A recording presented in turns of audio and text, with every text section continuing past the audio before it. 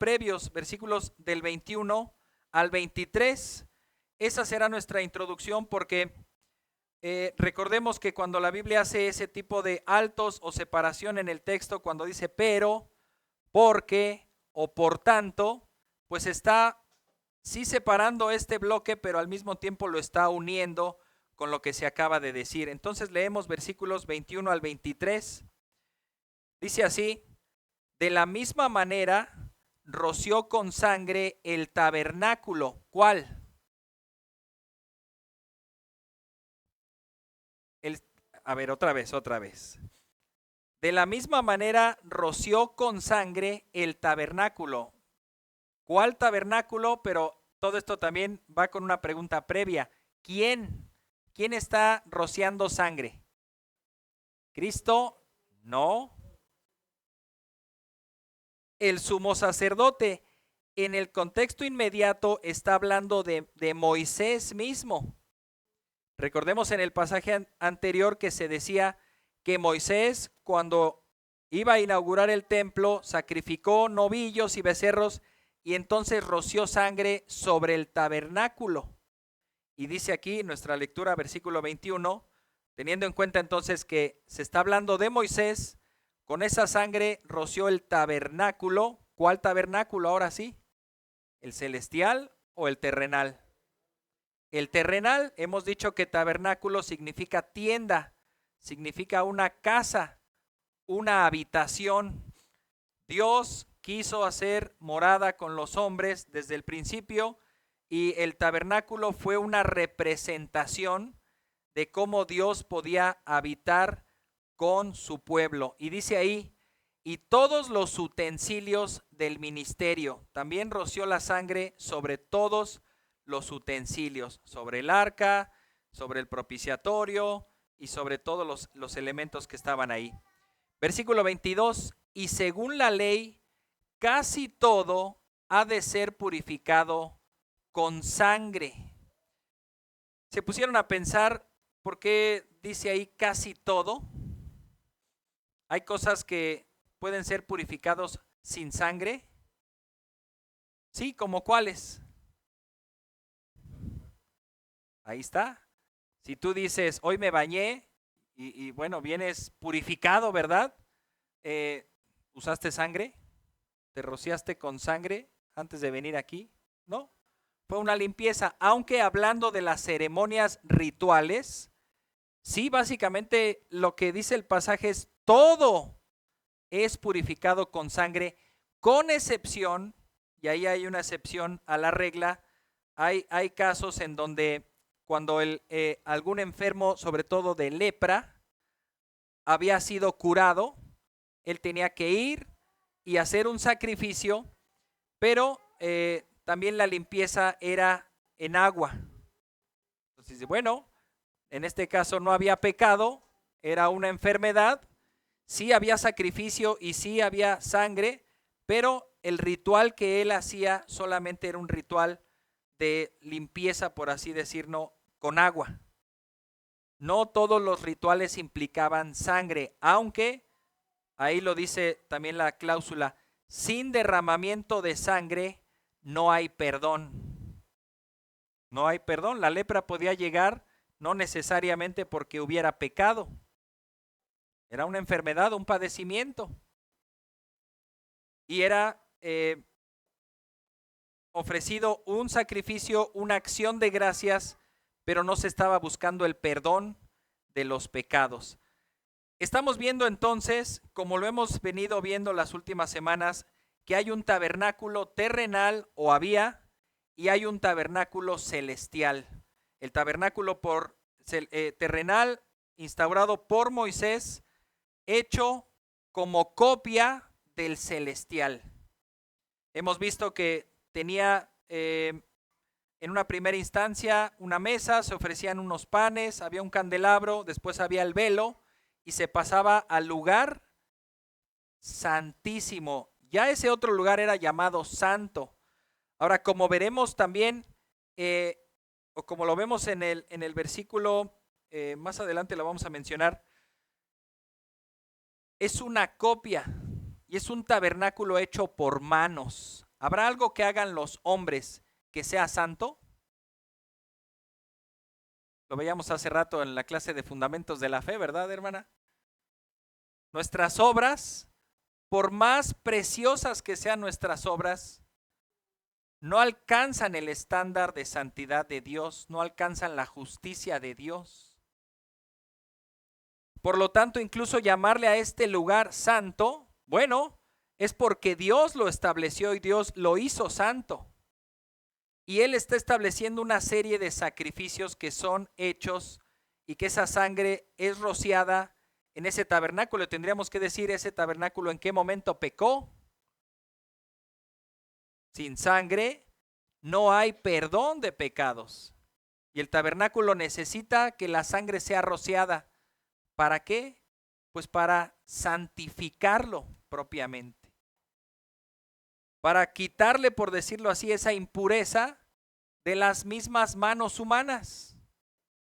Las manos humanas labraron el candelero, el arca, todo lo que implicaba el tabernáculo y necesitaba esa sangre. Versículo 23 que nos faltó leer.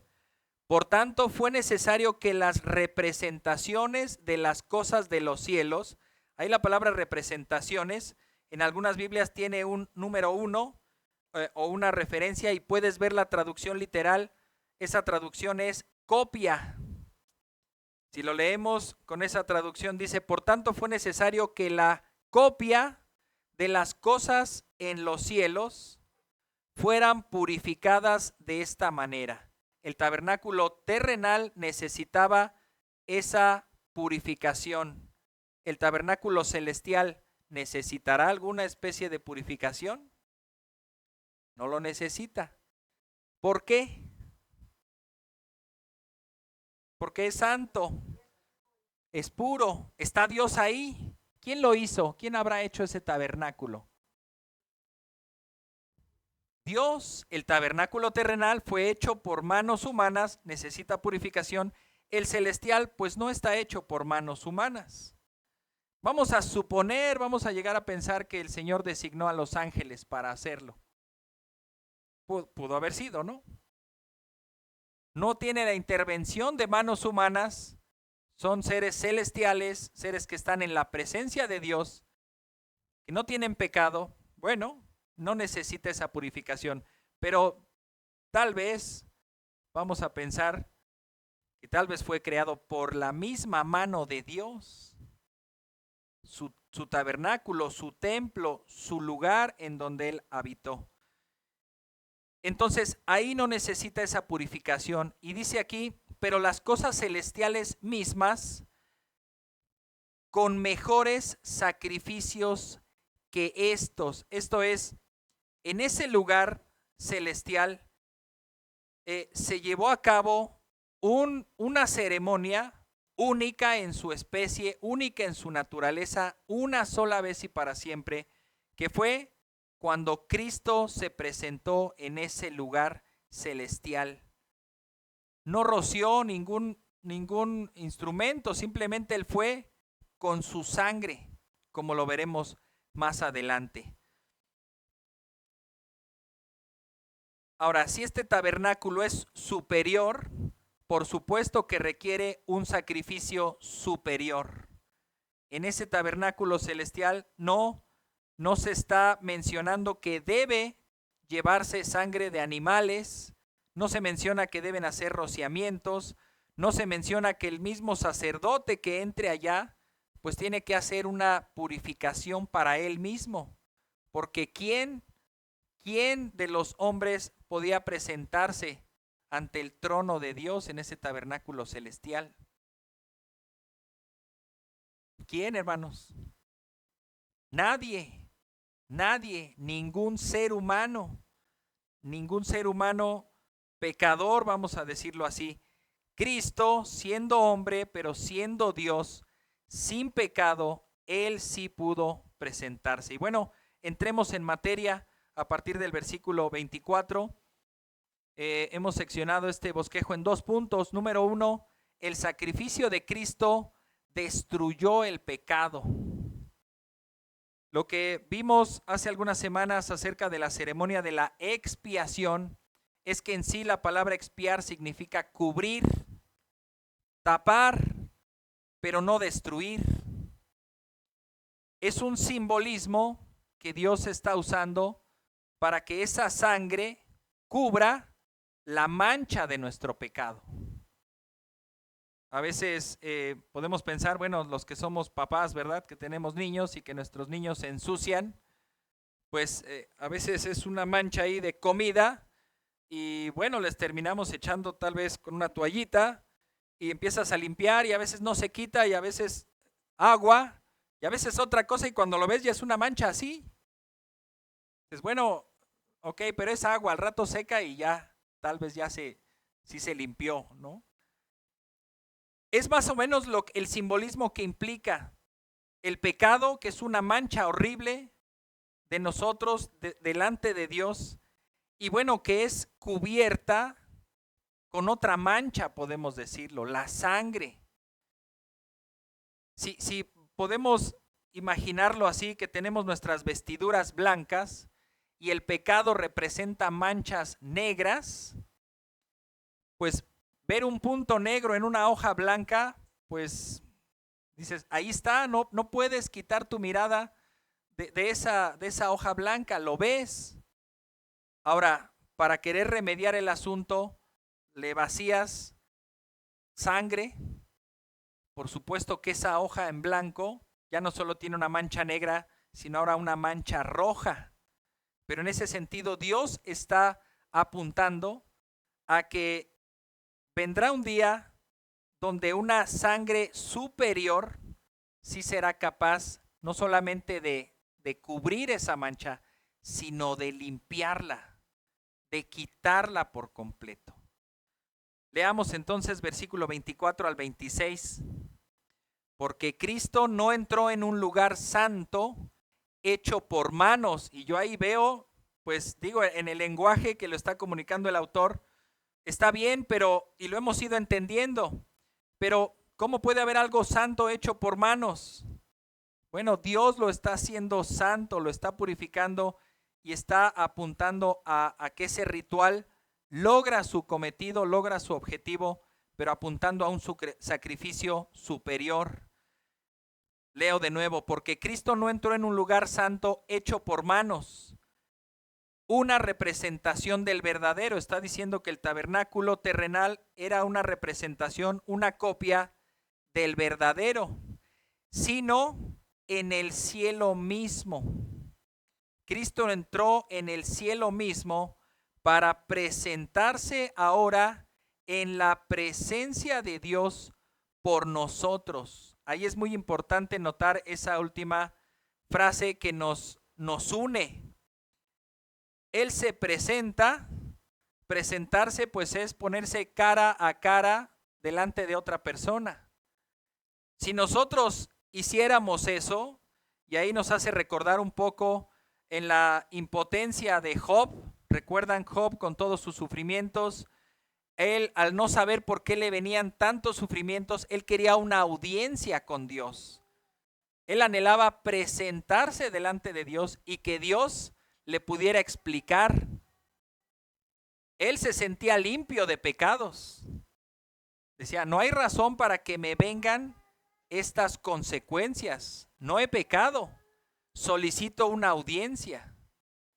Ahora, el mismo Dios lo cuida. No te vamos a dar una audiencia. Porque aunque tú creas que no hay pecado en tus manos, sí la hay. Y si tú te enfrentas a una audiencia con tu Creador, se lo termina diciendo Dios a Job en los últimos capítulos, ¿qué cosa más insensata? ¿Acaso tú te crees limpio delante de Dios? ¿Acaso tú conoces la mente de Dios? ¿Acaso tú estuviste cuando Dios creó todo? Y le empieza a hacer esas preguntas que nos impresionan y que al mismo tiempo hacen que el mismo Job se sienta chiquito, que baje la mirada y que diga, por favor, haz de cuenta que no dije nada. Soy insensato. Abrí mis labios, no sabía a lo que me enfrentaba.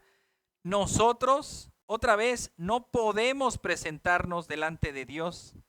Aunque tu situación sea totalmente injusta y creas que la situación que estás viviendo es totalmente injusta, alguien te defraudó, alguien te hizo un daño muy, muy fuerte, muy grave, y tú quieras solicitar a Dios, Dios, manifiesta tu justicia, por favor. Normalmente lo que estamos diciendo es, pero con Él, con el que me defraudó, con el que me hizo el mal, con Él sí sé justo. ¿Conmigo? ¿Conmigo? Conmigo no, conmigo ten ojos de misericordia, ojos de amor, pero con Él todo el peso de la ley, por favor, porque esta es una situación muy injusta, tienes que intervenir. No nos conviene, no nos conviene la intervención de Dios en justicia, porque salimos condenados. No hay otra. No podemos presentarnos, pero Cristo se presenta delante de Dios, dice ahí, por nosotros. Esto es en lugar de nosotros, y también tiene en otro sentido en favor de nosotros. A veces cuando leemos la palabra por nosotros, podemos entender en lugar de nosotros, que es el sentido de este texto, o también en favor de nosotros, que también es el sentido de este texto y del contexto general de Hebreos, porque el propósito principal del autor de Hebreos es mostrar a Cristo como nuestro sumo sacerdote, como nuestro mediador. ¿Qué hace un mediador? Hay dos personas en conflicto y él se presenta. Supongamos que hay una persona que nos ofendió tanto que no queremos ni verlo. Oye, te está llamando tal persona que quiere hablar contigo. No, no, no, no, no. No le quiero ni contestar. Oye, te vino a ver, pues ahí se puede quedar porque no le voy a abrir. Oye, quiere verte, pon un día y fija una fecha y una hora en un lugar neutral. No, no voy a ir. Pero ¿qué tal si llega otra persona que tenemos mucha confianza, que somos cariñosos, que somos afectivos, que lo consideramos una buena persona, que él nos dice, ¿sabes qué? Vengo en nombre de la otra persona, tenemos que hablar. No, no, no, la otra persona ni me la menciones, no, no tengo nada que ver. No, sí, tenemos que hablar y por favor abre bien tus oídos. Vengo en favor de la otra persona, en lugar de la otra persona, pero también como mediador, también voy a defender tus intereses. O sea, yo no vengo solamente como si fuera la otra persona a querer que tú olvides todo, a querer que no se te debe nada y que ya te quedes con tu golpe, con tu daño y ya, no hagas panchos, como decimos aquí en México, ¿verdad? Que ya, te quedes ahí. No, si voy a venir como mediador es porque entonces voy a buscar que ambas partes, en primer lugar, lleguen a una negociación y la negociación implica ceder. Ambas partes tienen que ceder en algo. Ambas partes tienen que reconocer algo. Y también ambas partes tienen que comprometerse a algo. Eso es lo que está haciendo Cristo por nosotros cuando se presenta en el cielo mismo. Él se presenta directamente en la morada de Dios, un lugar totalmente santo, y se presenta como mediador, que ese ahorita desglosaremos un poco más. Dice versículo 25, no para ofrecerse a sí mismo muchas veces. Esto también es algo importante. Cristo no es uno más, no es un sacrificio más. No es como en el antiguo tabernáculo que todos los años tenían que presentarse tantos sacrificios, tantos animales, y al parecer cubría ese pecado, pero al año siguiente había que volverlo a hacer. Eso también nos da entendimiento de que entonces ese sacrificio, esa expiación no era perfecta. Porque otra vez nos podíamos volver a ensuciar. Otra vez necesitábamos esa reconciliación. Dice, termino de leer versículo 25. como el sumo sacerdote entra al lugar santísimo cada año con sangre ajena, con sangre pues de otros animales. Versículo 26, de otra manera, a Cristo le hubiera sido necesario sufrir muchas veces desde la fundación del mundo, pero ahora una sola vez en la consumación de los siglos se ha manifestado para destruir el pecado por el sacrificio de sí mismo. Y esto nos lleva a ver esta intervención de Cristo en dos etapas. Número uno, como mediador entre Dios y nosotros. En ese sentido, Cristo se pone delante del Padre diciéndole: Señor, yo sé tu exigencia, tu alta exigencia. ¿Cuál es? ¿Cuál es la exigencia del Padre hacia los seres humanos? Justicia, santidad, obediencia plena, plena. ¿Hemos obedecido de esa manera? ¿Hemos hecho obras de justicia que alcancen el estándar colocado por Dios? ¿Estamos en una posición y en una práctica continua de la santidad perfecta? Jamás.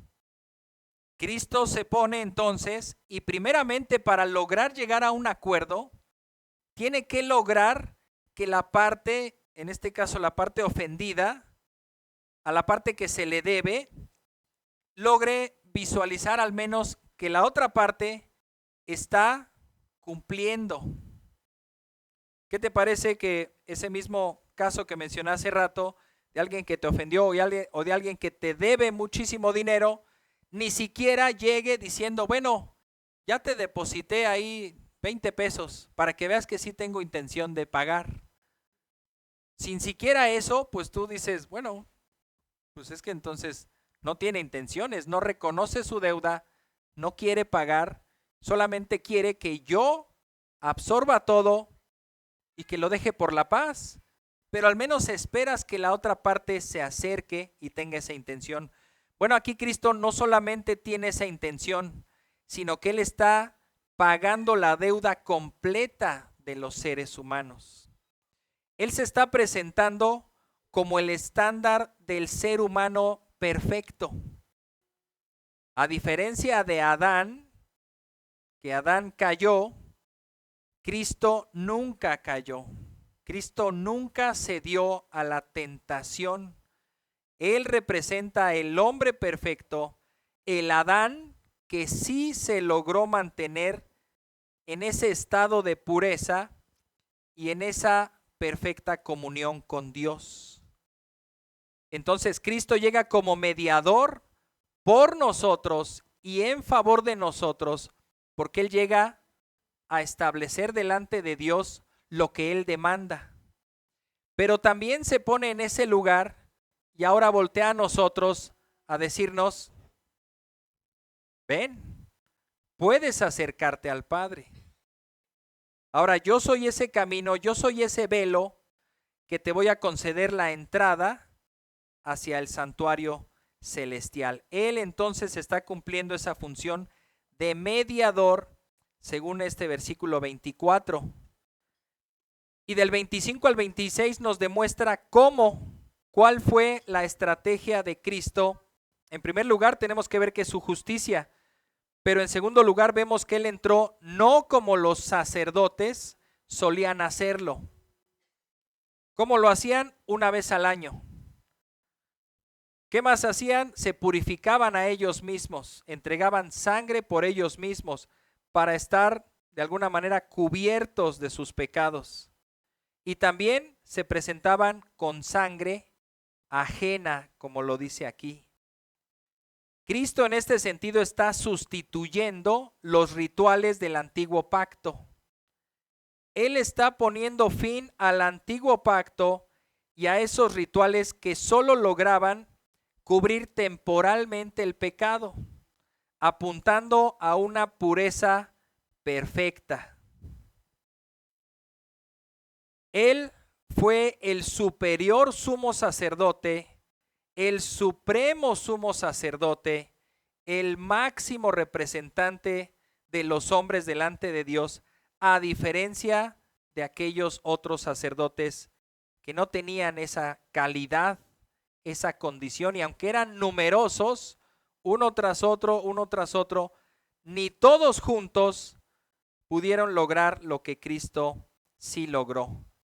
Este sacrificio logró también ser el verdadero sustituto de la humanidad. Y aquí vamos a echar mano de algunos textos.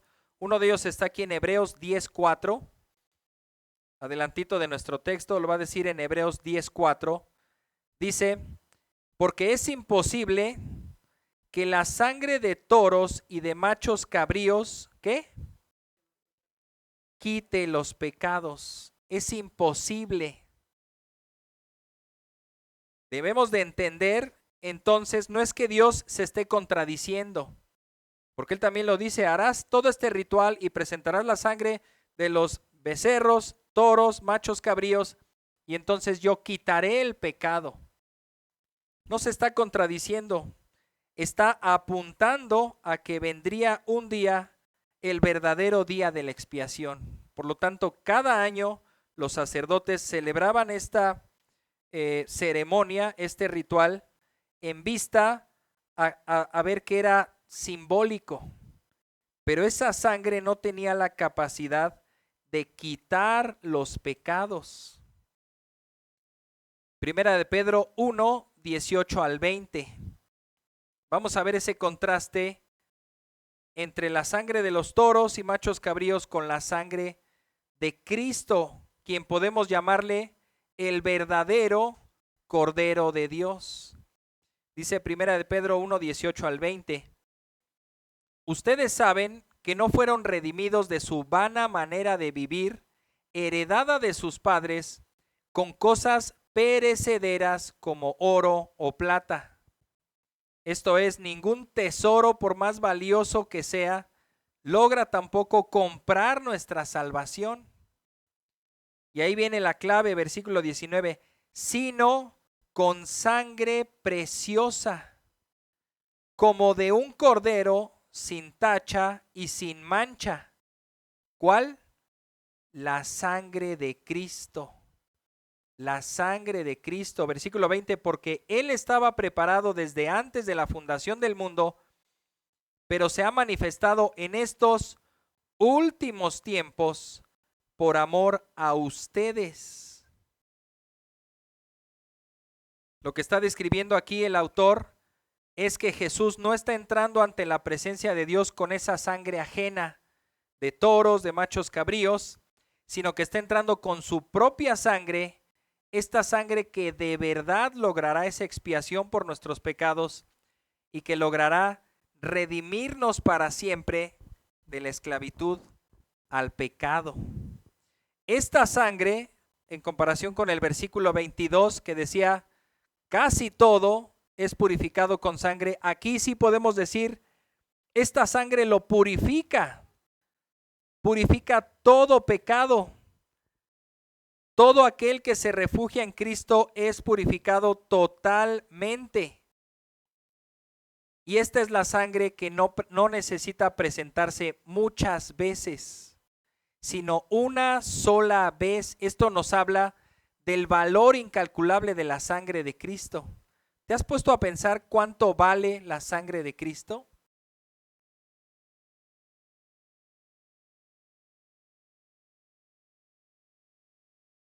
Ni siquiera cabría la comparación. No cabe la comparación, es incomparable, incalculable el costo de la sangre de Cristo. ¿Por qué? El Señor ha establecido que la vida humana está en la sangre. La vida humana está en la sangre, por lo tanto, cuando hay derramamiento de sangre, por lo tanto, podemos ver que esa vida se nos está saliendo, por así decirlo. Una herida de plano determinante, hay una abertura de un órgano vital y se empieza a salir la sangre a borbotones, ya no hay manera de de volverla a recolectar y meterla al cuerpo. Ya no hay manera. Se acabó la vida. Por lo tanto, el valor de la sangre está intrínsecamente relacionado con el valor de la vida. Si nosotros le vamos a poner precio a la sangre de Cristo, tendríamos entonces que ponerle precio a la vida de Cristo. ¿Cuánto vale la vida de Cristo?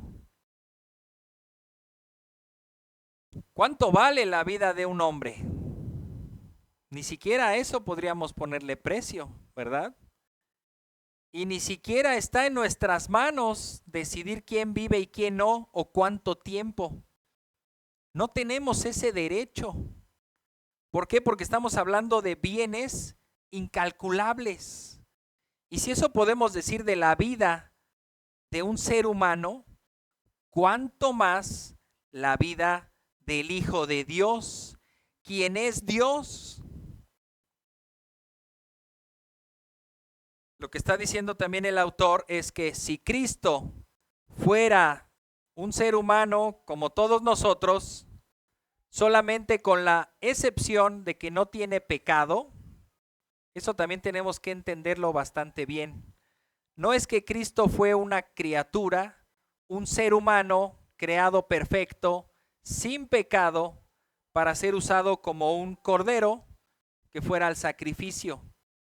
Estamos haciendo una blasfemia horrible, porque estamos diciendo que Cristo entonces no es Dios, que es una mera criatura, que es un mero hombre, el mejor de los hombres, sin pecado. Bueno, le hubiera sido necesario entonces ofrecer su vida no una vez, muchas veces, porque hay muchos pecados y esa vida hubiera alcanzado solo para expiar un pecado. O simbólicamente, entendiendo que el día de la expiación, Dios está bajando, por así decirlo, su estándar y decir, cada pecado requiere el derramamiento de sangre. Bueno, en ese día de la expiación vamos a derramar la sangre de un macho cabrío y esa sangre va a alcanzar para cubrir los pecados de todo el pueblo. Tenemos que entender, es que eso no puede ser literal. Bueno, Dios en ese simbolismo está diciendo, aprovéchalo, tómalo o déjalo, es la oferta.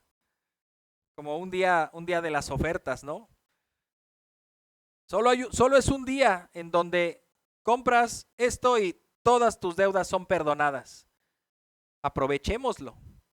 En ese sentido lo está poniendo así, pero Cristo ni es uno más, ni es un hombre común, sino que es Dios, tiene la vida de Dios, es la sangre de Dios mismo, que la está presentando. Por eso es que se presenta una sola vez y para siempre.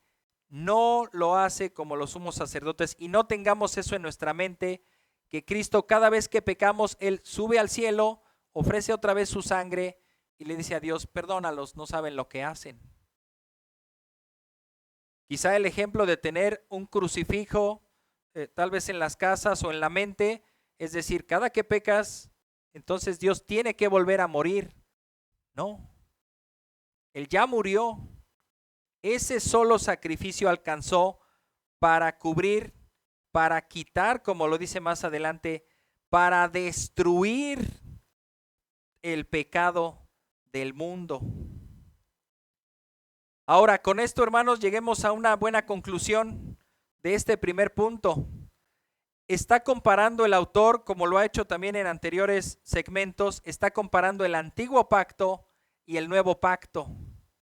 El antiguo pacto se quedó corto, fue temporal, fue limitado, fue simbólico, tenía que renovarse constantemente. En el nuevo pacto todo es mejor. Todo es mejor, y pon atención en estas frases que te voy a decir. El tabernáculo es mejor, es celestial, ya no es hecho con las manos, ya no hay inmundicia. Al poner un pie ahí, el ser humano lo contamina, lo ensucia. Este nuevo tabernáculo es celestial, es mejor. El sumo sacerdote, ¿qué crees? es superior. Es Cristo, sin pecado.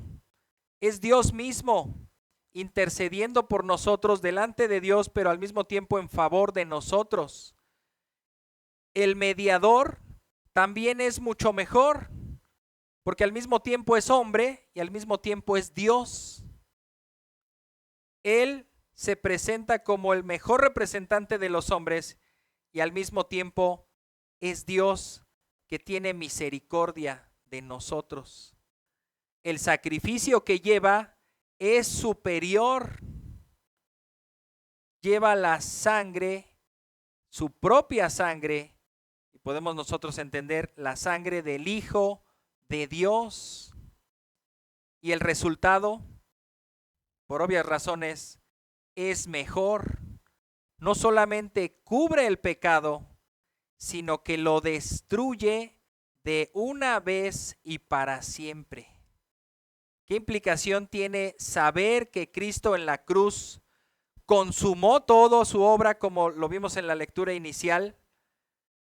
¿Qué repercusión tiene para nosotros hoy en día el hecho de que cuando Satanás nos ataca, cuando Satanás ataca nuestros pensamientos, lo hace también al poner en perspectiva lo que hemos hecho, lo que somos, nuestros pecados? Y él básicamente lo que quiere lograr en nosotros es decirnos, yo te veo igual, no ha cambiado nada, tus pecados ahí siguen. ¿Acaso no te acuerdas? ¿No te acuerdas cuando pecabas? ¿O no te acuerdas de todos estos pecados? Tú? Y es más, ayer volviste a pecar igual.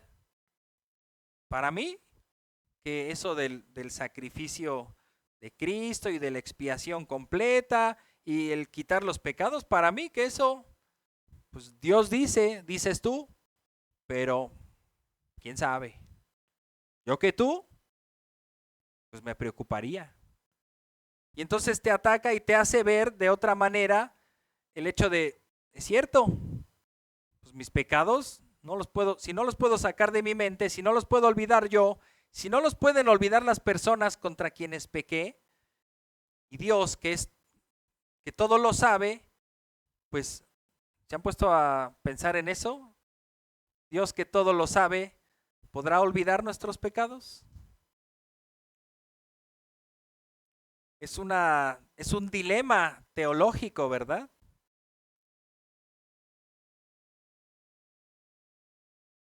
Y en ese sentido vas a terminar haciendo lo que Satanás quiere. ¿Sabes qué? No te vas a sentir perdonado. Te vas a sentir sucio todo el tiempo. Te vas a sentir indigno de presentarte ante Dios. ¿Quién soy yo para orar al Señor? Y bueno, tienes razón. ¿Quién eres tú? Pero si Cristo ha destruido tus pecados y te ha vestido con su justicia y te ha abierto un camino, más bien pregunta, ¿quién eres tú para rechazar ese ofrecimiento? ¿Quién eres tú para ahora ponerte digno? No, yo no entro ahí al trono de gracia, de la gracia. No, yo no entro ahí, porque pues es demasiado sublime y demasiado santo para mí. Por supuesto, pero si entras en nombre de Cristo, Cristo tendiéndote la mano como ese mediador que te hace llegar hasta el mismísimo trono de Dios, ¿quién eres tú para creer más bien las mentiras de Satanás? Y peor aún, ¿quién eres tú que ahora buscarás ganarte por ti mismo y por tus propios medios tu entrada al cielo? Sale peor la cosa. No, yo soy tan indigno, entonces voy a ser digno. Entonces voy a hacer buenas obras, voy a mantenerme limpio y santo, lo cual es imposible, para ahora sí poderme presentar delante de Dios. Y estás mandando un mensaje. Estás diciendo, Cristo, tu obra ha sido en vano, no te necesito, yo puedo llegar al Padre por mí mismo. ¿Te das cuenta en todos los problemas que te puedes meter? Por el engaño de Satanás y también por nuestra propia carne. al no aceptar que Cristo se presentó una vez y para siempre para destruir el pecado. Vamos a leer algunos textos. Colosenses 2, 13 y 14. Colosenses 2, 13 y 14.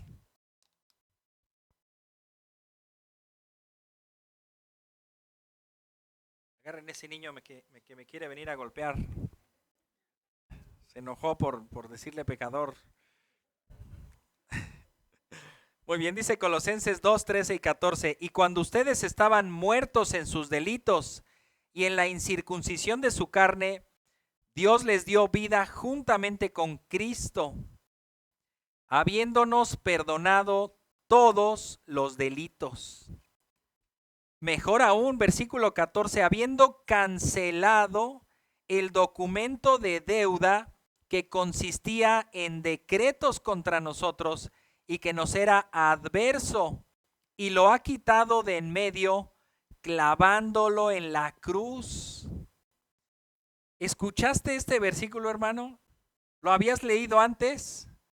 Yo creo que sí, porque si has leído el plan anual, ahí estaba. No se lo quitamos, ¿verdad? Pero, ¿habías comprendido la amplitud de este texto? Dios el Padre entonces nos ha perdonado todos los delitos. Y no con esto vamos a decir, bueno, donde abundó el pecado, pues que sobreabunde la gracia, ¿verdad? ¿Perseveraremos en el pecado para que la gracia abunde? En ninguna manera. Pero en este segundo sentido, versículo 14, habiendo cancelado el documento de deuda, esto es importantísimo, porque también dice que consistía en decretos, lo vamos a mencionar en el versículo 27. En el versículo 27 dice que había un decreto hacia los hombres, que mueran una sola vez y después de esto el juicio. Ahorita vamos a ver a qué se refiere ese decreto. Pero en este sentido, y podemos verlo muy coloquialmente, el hecho de tener una deuda, firmaste un contrato, te comprometiste a pagar una renta o la compra de una casa o lo que sea. Hay un documento por escrito y ese documento tiene cláusulas que si tú no cumples, entonces pueden hacer válidas esas cláusulas. ¿Y sabes qué? Todo eso apunta a que debes. Y debes mucho y te lo van a cobrar. Aquí lo que está diciendo Dios es que en Cristo, con el sacrificio de Cristo, ya ha sido cancelado ese documento. Esas cláusulas ya no van a tener efecto en contra de ti. Esos decretos que nos eran adversos ya han sido quitados de ahí y mejor aún, bueno, ¿quieres cobrar? Cóbralos en la cruz, ahí, con la sangre preciosa de Cristo, con el valor incalculable de la sangre de Cristo. Miqueas 7:19. Miqueas 7:19 dice así: volverá a compadecerse de nosotros, eliminará nuestras iniquidades. Sí, arrojarás a las profundidades del mar todos nuestros pecados. Si a alguien se le cae algo en el mar, en mar abierto, pues no esperes recuperarlo, ¿verdad? Se me cayó el reloj. No hay manera. En este sentido está usando el mar, la inmensidad del mar, las profundidades del mar para decirte cómo ahora Dios considera tu pecado. Ya lo arrojé. Ya no está delante de mí. Como le dijo Jesús a la mujer adúltera, ¿verdad? Voltea a tu alrededor. ¿Dónde están los que te acusaban? Ya no estaban.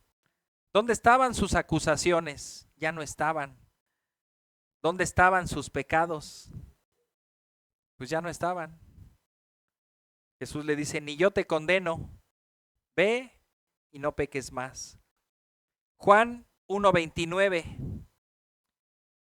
Al día siguiente vio Juan a Jesús que venía hacia él y dijo, ahí está el Cordero de Dios que quita el pecado del mundo.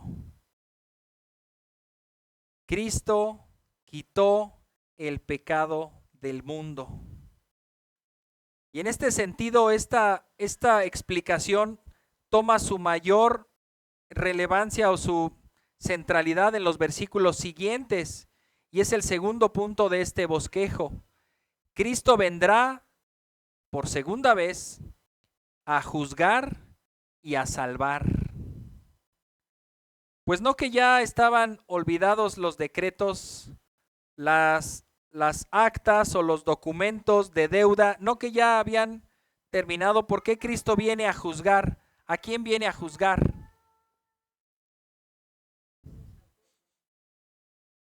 Entonces Cristo sí murió por todos los pecados de todos los hombres. Pues ahí también hay un dilema, ¿verdad? La sangre de Cristo alcanza para borrar todos los pecados de todos los hombres. Y si eso ocurrió en la cruz, entonces ¿para qué proclamamos el arrepentimiento?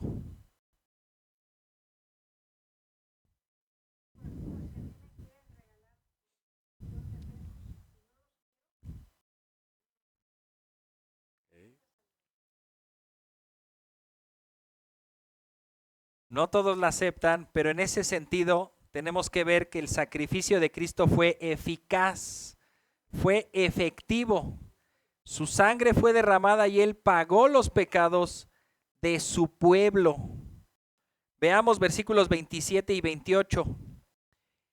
Y así como está decretado, toma en consideración esa palabra, es un decreto, es una sentencia. Así como está decretado que los hombres mueran una sola vez y después de esto el juicio, así también Cristo, habiendo sido ofrecido una vez para llevar los pecados de muchos, aquí también está una clave, no dice de todos, dice de muchos, esto es de los que creen, aparecerá por segunda vez sin relación con el pecado para salvación de los que ansiosamente lo esperan. Hermanos, aquí está haciendo el autor diciendo, hay cosas que suceden una sola vez en la vida. ¿Cómo cuál? ¿Como morir? ¿Cuál otra dijeron? Nacer y morir. Creo que yo estuve también razonando, a ver, ¿cuáles son las cosas que suceden una sola vez en la vida? A ver, ayúdenme, porque ya el cerebro ya no me dio para pensar en otras cosas. Nacer y morir. Ahora, ¿y Lázaro, que murió 2 veces? Bueno, casos excepcionales, ¿no? Y cuando dice Cristo que es necesario nacer de nuevo, ¿quién de aquí ha nacido 2 veces? Bueno, en un sentido, la primera fue física y en el otro sentido, la segunda fue espiritual. Se dice en ese sentido nacer porque también pues es algo irrevocable, es algo una vez y para siempre. No necesitas nacer de nuevo cada domingo, ¿verdad? Cada que se predique el evangelio, hermano, nos faltaba hacer la oración y nos faltaba que nos predicara otra vez el evangelio porque necesitamos nacer de nuevo, una vez y para siempre. Así en este sentido está diciendo el autor que así como estuvo establecido que los hombres murieran una sola vez, así Cristo entró una sola vez, murió una sola vez y presentó el sacrificio perfecto por nuestros pecados. En ese sentido está comparando lo que sucede una sola vez con lo que Cristo hizo una sola vez para siempre. Ahora veamos qué dice Dios sobre el decreto. Este decreto está desde Génesis 3, 17 al 19. Génesis 3, 17 al 19 dice así. ¿Ya estamos ahí?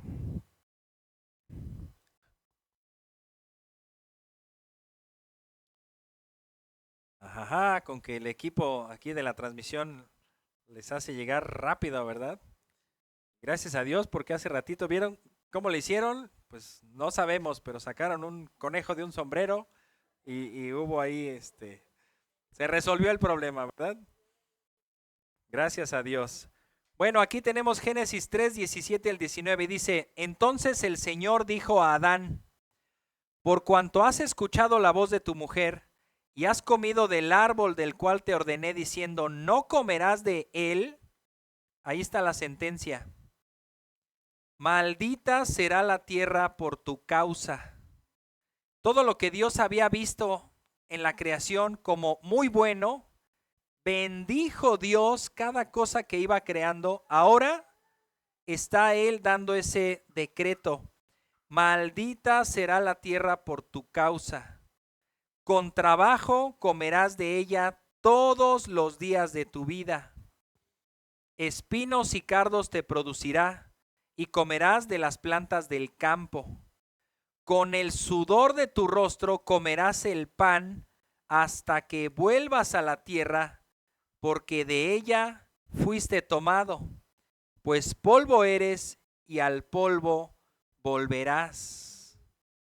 La sentencia ahí es, todo en este mundo te costará trabajo, todo en este mundo será difícil, será adverso, la tierra y toda la creación será o estará bajo una maldición.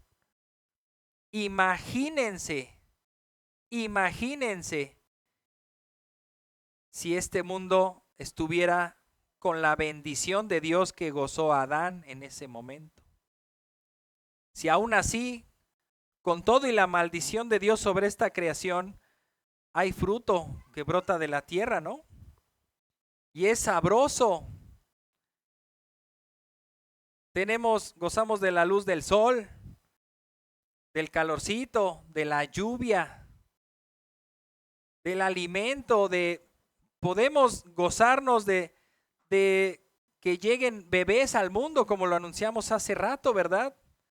Ver un bebé que nace, que ya empieza a gatear, a caminar, es impresionante. Es motivo de alegría, de gozo, de felicidad. Vemos una bendición. ¿Qué tal cuando trabajaste toda la quincena y al final de la quincena, ahí está su cheque, Señor? Gracias por su trabajo. ¿No lo ves como una bendición de Dios? Gracias a Dios, pero date cuenta que estás viviendo en un mundo que está bajo la maldición de Dios. El ser humano fue sentenciado a sufrir la consecuencia de la desobediencia. Todo su mundo fue maldecido.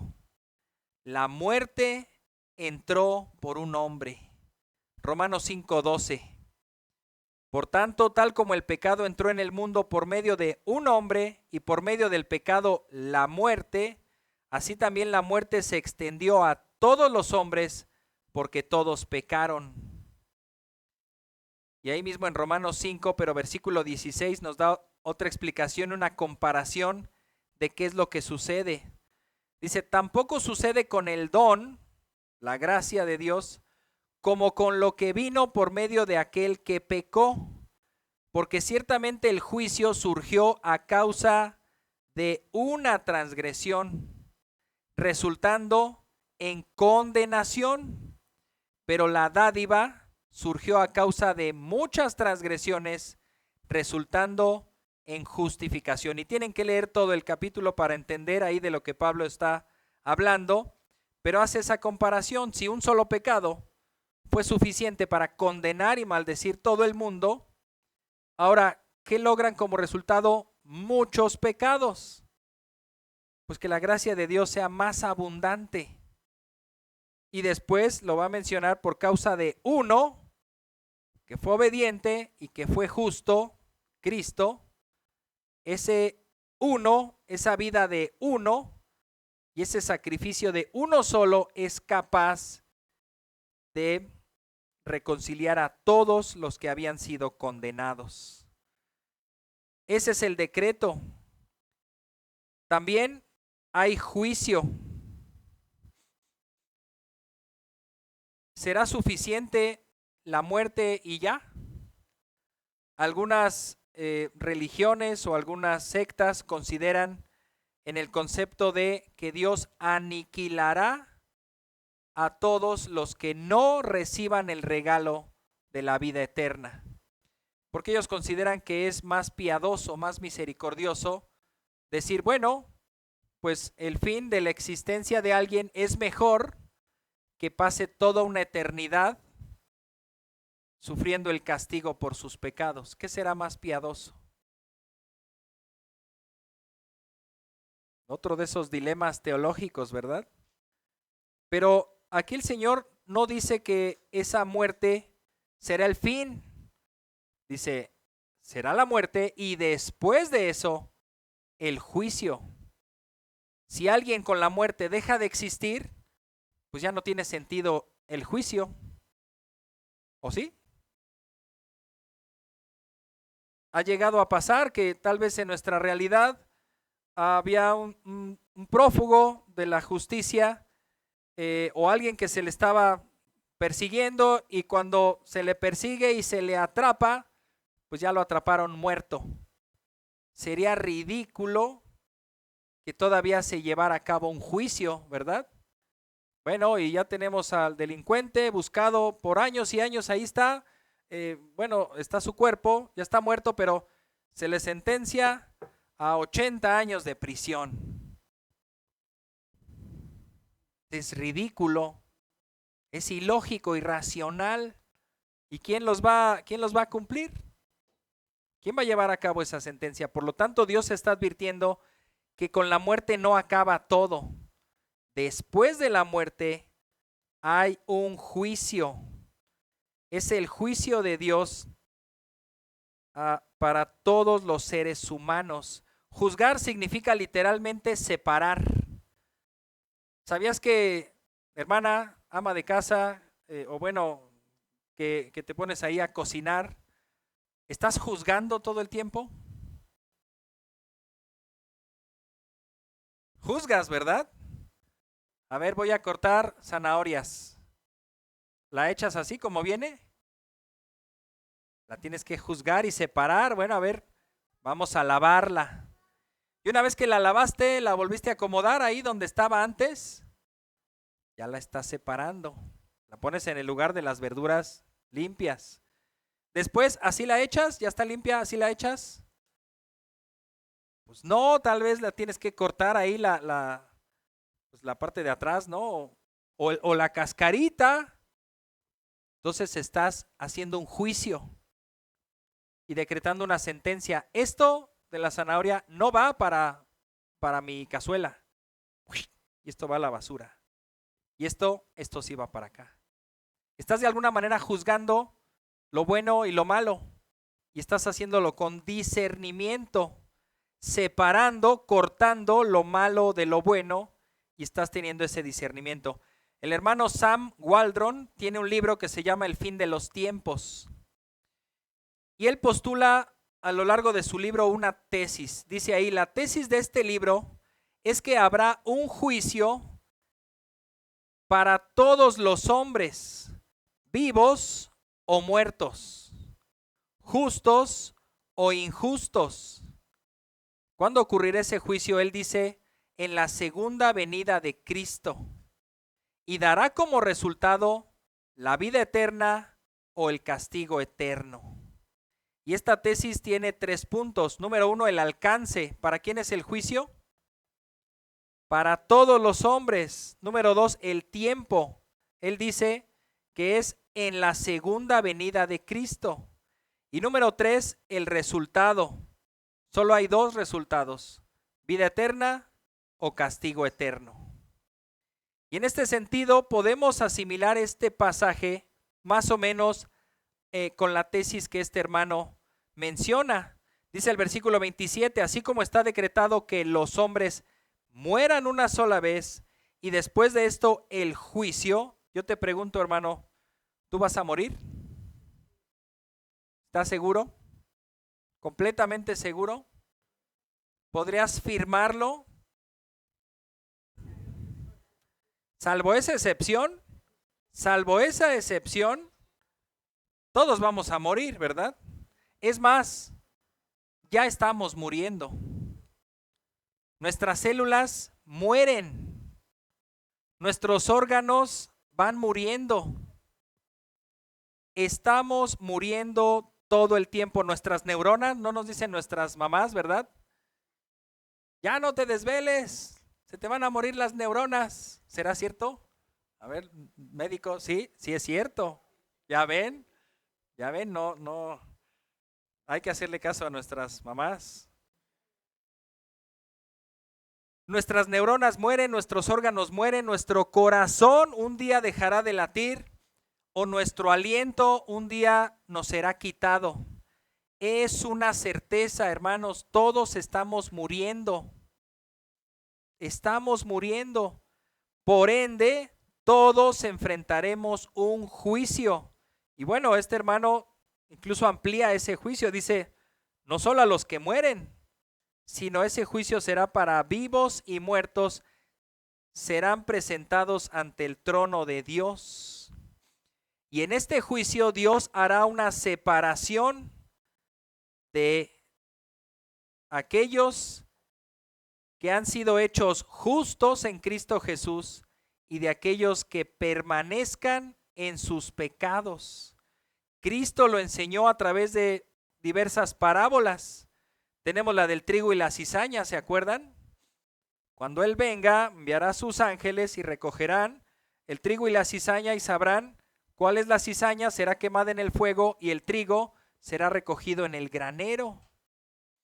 También la parábola de la red, se echa la red al mar, se saca esa red y entonces ahí ven, este pez no sirve y este pez sí sirve. También en lo que menciona Mateo capítulo 25, en lo que se denomina el juicio de las naciones. A partir del versículo 31, cuando el Hijo del Hombre venga, todas las naciones se presentarán delante de él. Ahí consulté varios comentaristas y pues no se ponen de acuerdo, ¿verdad? Esto de la escatología, los eventos futuros, realmente podemos decir, híjole, está bien difícil, porque hay autores pues de toda nuestra confianza, teólogos, que podemos decir, bueno, a ver, dame luz, ¿qué va a pasar? Pero a veces en este punto a veces no alcanza. Y ves otros y a veces te dan otra perspectiva, dices, jamás había escuchado esa forma de pensar, pero tal vez sea más acertada. Y realmente, hermanos, tenemos que mantenernos con esa duda de cómo va a ser, pero la realidad es que Cristo va a volver. Eso sí es una realidad, va a volver, y como lo dice aquí, versículo 28, así también Cristo, habiendo sido ofrecido una vez para llevar los pecados de muchos, aparecerá por segunda vez sin relación con el pecado. Él ya no vendrá como el cordero que carga el pecado de todos, sino Él vendrá ahora como juez para dictar sentencia de condenación a unos y de salvación a otros. Dice ahí, para salvación de los que ansiosamente lo esperan. Veamos un poquito de este juicio que también los teólogos no se ponen de acuerdo en qué momento sucederá. Apocalipsis 20 del 11 al 15. Lo que sí podemos ver ahí es que no es solo para los que estén vivos en ese momento, ni es para los que solamente hayan muerto, sino que todos serán presentados ante ese juicio, ante ese tribunal o ante ese trono. Dice así Apocalipsis 20, 11 al 15. Vi un gran trono blanco y aquel que estaba sentado en él, de cuya presencia huyeron la tierra y el cielo, y no se halló lugar para ellos. Vi también a los muertos, grandes y pequeños, de pie delante del trono, y los libros fueron abiertos. Otro libro fue abierto, que es el libro de la vida, y los muertos fueron juzgados por los que estaba escrito en los libros según sus obras. A ver, hasta aquí. Te vas a presentar a un juicio y van a ser abiertos los libros. Esto es el registro donde Dios tiene apuntado todo lo que has hecho en tu vida. ¿Tienes esperanza? ¿Por lo que dicen esos libros de ti? ¿Por tus obras que han sido escritas? ¿Tienes esperanza de salvación alguna? No hay ninguna esperanza, pero, oh, gracias a Dios, dice aquí, otro libro fue abierto. Este es el libro de la vida.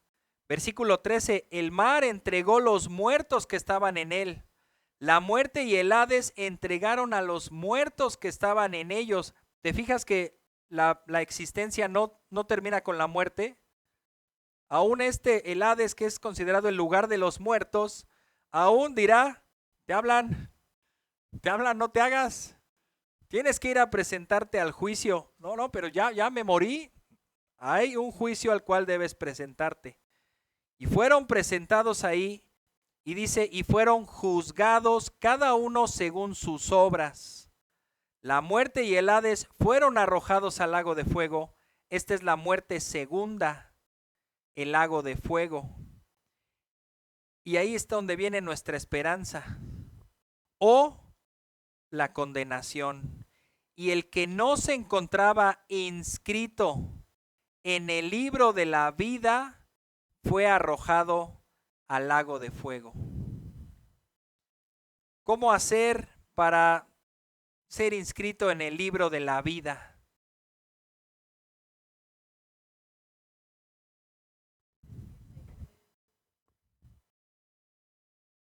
De tal manera amó Dios al mundo que ha dado a su Hijo unigénito para que todo aquel que cree en Él tenga vida eterna. Yo lo dije al revés. Perdón, no se pierda, mas tenga vida eterna. Es que me estaba acordando de que en Juan, adelantito, después del 3:16, también está el 3:18. El que cree en Él no es condenado, pero el que no cree ya ha sido condenado, porque no ha creído en el nombre del unigénito Hijo de Dios. Ahí está la clave. Creyendo podemos ser inscritos en el libro de la vida, y solamente ese libro, los otros libros no nos salvarán. Los otros libros lo único que harán es condenarnos. Si está nuestro nombre en ese libro, dice el Señor, apareció tu libro. Y seguramente ahí, bueno, no seguramente, ¿verdad? Porque no lo sé, pero Satanás, que es el acusador de nuestras almas, podría decir, pero ¿y todos sus libros? Hay expedientes así de grandes de todos sus pecados. ¿Qué vamos a hacer con ellos? ¿Qué logró la sangre de Cristo? Destruirlos. Destruir esos decretos, esas sentencias, esa evidencia. Quedó destruida. No te dejó neutral, te dejó inscrito en el libro de la vida, diciendo, a él no le tomen en cuenta sus pecados. Los pecados de él ya han sido destruidos. Cristo pagó por ellos. Ahora él será salvo. Me llama la atención que también dice nuestro texto, para salvación de los que ansiosamente lo esperan. ¿Lo esperas ansiosamente? ¿Lo esperas con deseo, con anhelo al Señor Jesucristo? ¿Deseas que venga y que te lleve a ese lugar que Él ha prometido? Pues amén. Dice también otro texto alternativo, segunda de Tesalonicenses 1 del 6 al 10. Dice, porque después de todo es justo delante de Dios que Él pague con aflicción a quienes los afligen a ustedes, pero que Él les dé alivio a ustedes que son afligidos y también a nosotros cuando el Señor Jesús sea revelado desde el cielo con sus poderosos ángeles en llama de fuego. dando castigo a los que no conocen a Dios y a los que no obedecen al evangelio de nuestro Señor Jesús. Estos sufrirán el castigo de eterna destrucción, excluidos de la presencia del Señor y de la gloria de su poder. Versículo 10. Cuando Él venga para ser glorificado en sus santos en aquel día y para ser admirado entre todos los que han creído, porque nuestro testimonio ha sido creído por ustedes. Cristo entonces es el juez. Dios lo ha designado como el juez de vivos y muertos, dice Hechos 10:42. Y también dice 2 de Corintios 5:10, todos nosotros debemos comparecer ante el tribunal de Cristo para que cada uno sea recompensado por lo que ha hecho, sea bueno o sea malo. Todo lo que hizo estando en el cuerpo, sea bueno o sea malo. Por último, y la esperanza que quiero darles a todos los hermanos que han creído, los que hemos creído no tenemos nada que temer. ¿Le temes a la muerte? ¿Le temes al juicio?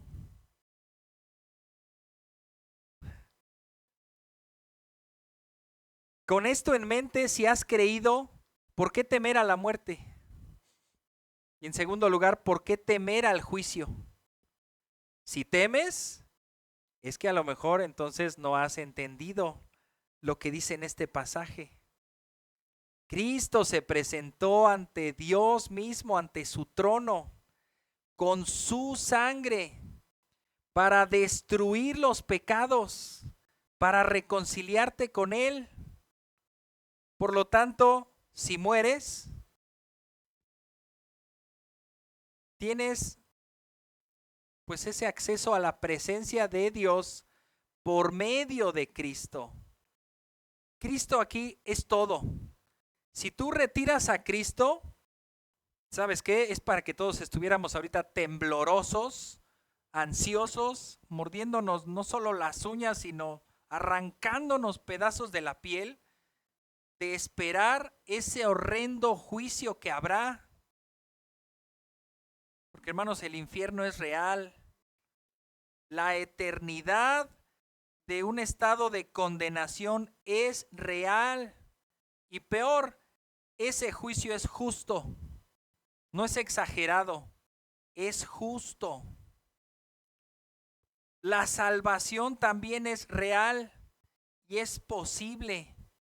¿Te das cuenta, hermano, de lo que hemos estado haciendo énfasis e invitando en cada predicación, cada segmento que se expone de esta carta a los hebreos? Pon tu confianza en Cristo, solamente en Él, no en hombres, no en rituales, no en sangre de otros animales, no en tus obras, solamente en Cristo. Y Él nos quitará todo temor, toda incertidumbre. Yo sé que como seres humanos, pues también nos ponemos a pensar y cuando muera y cómo, qué se sentirá morir, pues es una experiencia. Yo lo que te puedo decir es, disfrútala. Eso intentaré hacer yo. ¿Cómo? No lo sé. Y realmente pasan tantas cosas por nuestra mente de cómo será nuestra mente, no lo sé. Y en ese juicio te vas a tener que presentar también. Y a lo mejor estaremos un poquito ansiosos y nerviosos. Ay, ya he mencionado tantos en el libro de la vida y algunos que ni pensé. Otros que sí pensé no han pasado. ¿Y yo? ¿Estaré yo en ese libro? Ya en esos momentos ya no es para que digas, yo escuché varios sermones, yo escuché que en la sangre de Cristo puede destruir esos decretos de acusación contra mí. Por favor, dame chance, como típico mexicano, ¿verdad? Después de la fecha de cierre, ahí andamos, dame chance, no pude venir, es que se me hizo tarde, es que no sabes la vida tan ajetreada que llevé y nunca tuve tiempo de tomar esa clase de decisiones. Pero ahora sí, pues ya estoy viendo, el infierno es real, ahora sí quiero. Ándale, hazme un lugarcito ahí, anótame, aunque sea a mano, ¿verdad? Ya no. Como dice el himno, ¿verdad? Ya no habrá, ya no habrá oportunidad. Hoy, hoy es la oportunidad de que confíes plenamente en Cristo, de que ocurra ese intercambio, que tus pecados sean entregados a Cristo y Él pagó por ellos en la cruz y su justicia sea puesta sobre ti. Y entonces ese día no tengas nada que temer y tengas esa confianza solamente en Cristo. Que incluso te pregunten, ¿y tú, usted qué hace aquí? Pues estoy viniendo al juicio, pero no lo veo nada preocupado, pues, ¿qué? ¿Tiene muy buenas obras o qué? No, si fuera por mis obras, yo estaría condenado, justamente. Pero es gracias a Cristo, mi Salvador y mi Señor, que yo estoy aquí confiado en Él, en que Él me llevará a la gloria así como prometió. Hermanos, dice Romanos 8:31, si Dios está por nosotros, ¿quién contra nosotros? Oremos. Padre bendito, te alabamos y te agradecemos porque eres justo, porque eres santo, pero también porque eres misericordioso, porque eres bondadoso y enviaste a Cristo en favor de nosotros y en lugar de nosotros. Y solo Cristo pudo llevar nuestras cargas, nuestros pecados, nuestra maldad, y pudo pagar toda esa maldad en la cruz, destruyendo así todo pecado y destruyendo también los decretos que nos eran adversos, abriéndonos un camino hacia ti, Señor, el cual queremos tomar. Queremos ir por ese camino. Queremos que tú nos inscribas en ese libro de la vida. Y Padre, si ya lo has hecho en nuestras vidas, cuán agradecidos estamos contigo. No hay manera de agradecer tanta bondad, tanta misericordia. No hay manera de pagarlo. Podemos responder en amor hacia ti, pero nos quedaremos cortos. Podemos responder queriéndote servir y haciéndolo, pero aún nos quedaremos cortos. Pero tú te deleitas en que nosotros vivamos como hijos, no queriéndonos ganar nuestra salvación ni queriéndote pagar la salvación, sino disfrutando de esa salvación. Así que la mejor manera de responder es disfrutar de este gozo, de esta salvación, de este gran amor que nos has tenido, Señor. Te alabamos, te bendecimos y te agradecemos por la obra suprema de Cristo por nosotros en la cruz. Y queremos vivir confiados esta vida y también enfrentarnos confiados a ese juicio, sabiendo que Cristo destruyó todos nuestros pecados. Y ayúdanos, Padre, a comunicar este mensaje también a toda la humanidad, pues necesitan saber que solo en Cristo hay esperanza, que solo en Cristo hay salvación y que solo esperamos en Cristo ansiosamente para que Él venga y nos salve de una vez para siempre. Y Padre, también sufrimos y nos duele en el alma el ver que muchos no gozarán de esta salvación por su corazón endurecido, por su pecado, por el engaño de Satanás sobre esas mentes, y no recibirán ese regalo de vida eterna y sufrirán el castigo eterno. Eso nos duele, pero a la vez nos lleva a ver que eres un Dios justo, que no deja el pecado, que no toma el pecado a la ligera y que no toma a alguien que es culpable y lo deja como inocente. Te alabamos, Señor Jesucristo, porque eres justo, pero a la vez salvador y misericordioso. Haz tu obra en cada uno de nosotros, haz tu obra en este mundo, llevando arrepentimiento, fe y salvación a todos, Señor. Ten misericordia de todos y tráelos a este camino glorioso de la salvación. Te lo pedimos en el nombre de Cristo Jesús. Amén. Muchas gracias, hermanos. Buen día. Hemos terminado este culto de esta mañana. Que Dios